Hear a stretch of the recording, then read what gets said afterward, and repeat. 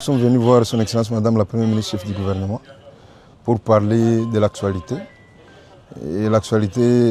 de l'air reste dominée par la situation politique au niveau de nos provinces, notamment ce que certains appellent instabilité au niveau des institutions provinciales. C'est autour de ça que nous avons échangé essentiellement, mais aussi par rapport à la marche des différentes provinces. Et je crois que de notre côté, nous avons demandé à son Excellence Madame la Première ministre, chef du gouvernement, en plus de cette communication qui a été faite par son Excellence Monsieur le Vice-Premier ministre, ministre de l'Intérieur,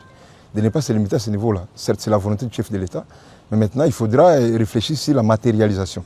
en réfléchissant notamment sur les causes profondes de ce qui est appelé instabilité, analyser froidement, retrouver les causes, faire un diagnostic approprié en vue de trouver une thérapie aussi appropriée. Dans le cas contraire, on risque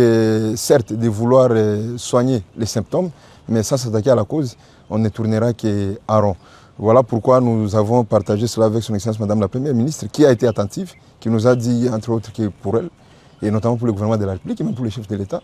ça ne veut pas dire qu'on voulait ravir aux assemblées leurs prérogatives. Les assemblées devront continuer de jouer leur rôle de contrôle. Mais c'est que ce contrôle-là ne soit pas un moyen de règlement des comptes, que cela suive une certaine procédure, que cela respecte les normes et que cela se fasse aussi de bon cœur en tenant compte de la situation actuelle du pays qui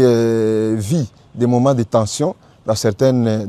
régions, dans certains coins. Nous sommes en guerre, il faudra que nous tenions également compte de cela. Mais au-delà de cette situation, il y a également la situation de la gouvernance au niveau des provinces qui a été passée en revue.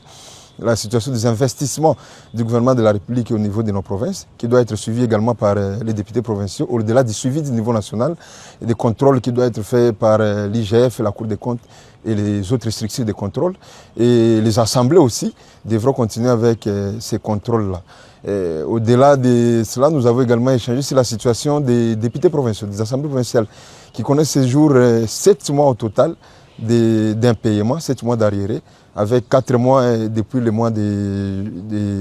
juin,